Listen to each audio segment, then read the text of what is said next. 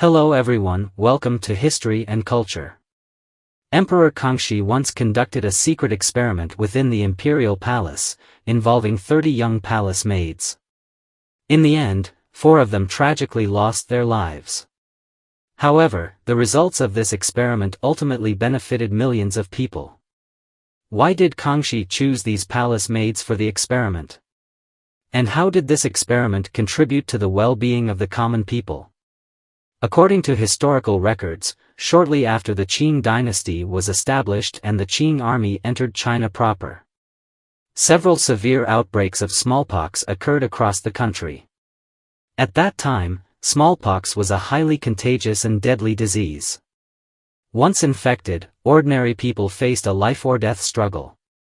And only a few survived.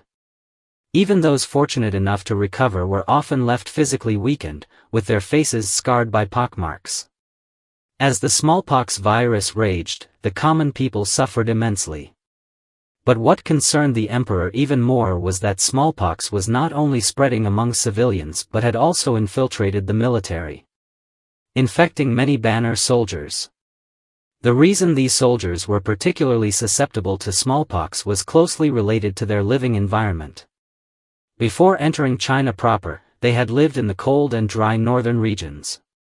Upon suddenly moving to the warm and humid central plains, their bodies struggled to adapt, leading to weakened immunity and increased vulnerability to smallpox. Many warriors who had fought bravely on the battlefield ultimately succumbed to this invisible enemy. For instance, the Qing general Dodo, one of Nurhasai's sons, died from smallpox. Dodo, the 15th son of Nurhasai, was known for his bravery and had made significant contributions to the founding of the Qing dynasty. However, at the age of 36, he contracted smallpox and died within days. He likely never imagined that after a lifetime of military victories, he would meet his end due to an infectious disease. The rampant spread of smallpox dealt a heavy blow to the morale of the Qing army. Soldiers feared the disease, and even noble princes, who usually vied for opportunities to lead troops into battle, grew hesitant to go on military campaigns.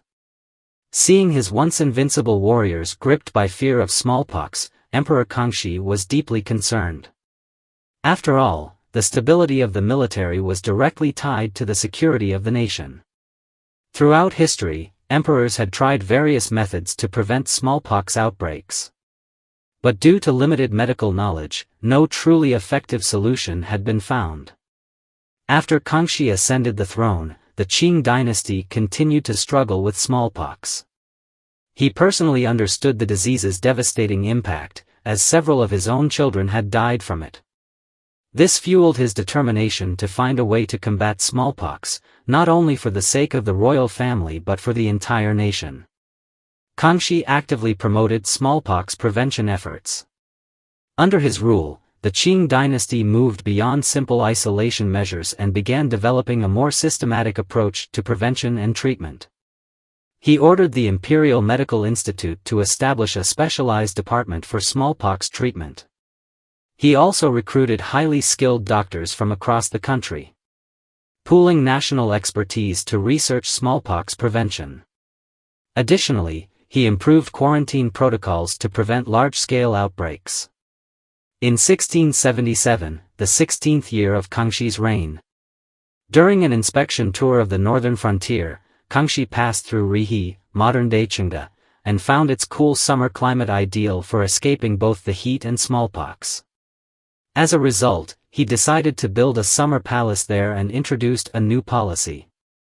Every July, Mongolian, Tibetan, Hui, and Uyghur nobles who had not yet contracted smallpox could travel to Rihe in advance. In September, they would then accompany the emperor on hunting expeditions. This initiative not only reduced the risk of smallpox transmission but also strengthened relations between the Qing court and various ethnic groups, achieving multiple benefits. Notably, Kangxi learned about a special folk remedy called variolation, also known as inoculation. Variolation involved extracting pus from a person who had survived smallpox and introducing it into a healthy person's body. This process helped the healthy individual develop immunity, preventing future smallpox infections. In fact, the principle behind this method is very similar to modern vaccination. By inducing a mild infection, the body develops resistance, thereby preventing a more severe disease. When Kangxi heard about this method, he was both excited and concerned. Did this folk remedy actually work? Was it risky? To verify whether variolation was effective, Kangxi decided to conduct an experiment. But experiments required test subjects, and he was unwilling to risk the lives of his own princes and princesses. Thus, he ordered the selection of 30 young palace maids to undergo the procedure. Once the experiment began, these palace maids were inoculated with variola material, after which they gradually developed smallpox symptoms. The imperial physicians closely monitored them, carefully recording the progression of their conditions. After a period of observation, the results were in. Of the 30 palace maids, 4 unfortunately died due to severe illness, while the remaining 26 survived. From a modern statistical perspective, this experiment had a success rate of 86%. Seeing this outcome, Kangxi finally felt a sense of relief. However, he did not immediately order large-scale implementation. Instead, he decided to further refine the variolation technique to ensure it was safer and more effective. Kangxi instructed the imperial physicians to conduct additional experiments and continuously improve the inoculation process. They selected hundreds more palace maids and carried out extensive follow-up trials. Through repeated experimentation, the imperial physicians eventually developed a more refined and systematic variolation technique. Once Kangxi deemed it mature, he ordered its promotion within the imperial palace, the military, and across the entire Qing Empire. With the emperor's decree, the imperial physicians began spreading the variolation technique to doctors nationwide. Seeing that even the royal family was using this method to prevent smallpox, the common people followed suit. As variolation became widespread, the devastating smallpox outbreaks in the Qing dynasty gradually came under control, saving countless lives. Kangxi not only addressed the smallpox crisis within China but also introduced the technique to neighboring countries. In 1724, he sent imperial physicians to Mongolia to help promote variolation among the local population. After trying the method and seeing its effectiveness, the Mongols were deeply grateful to Kangxi and repaid him with numerous horses and valuable furs. This cross-border disease prevention effort became a celebrated historical act of benevolence.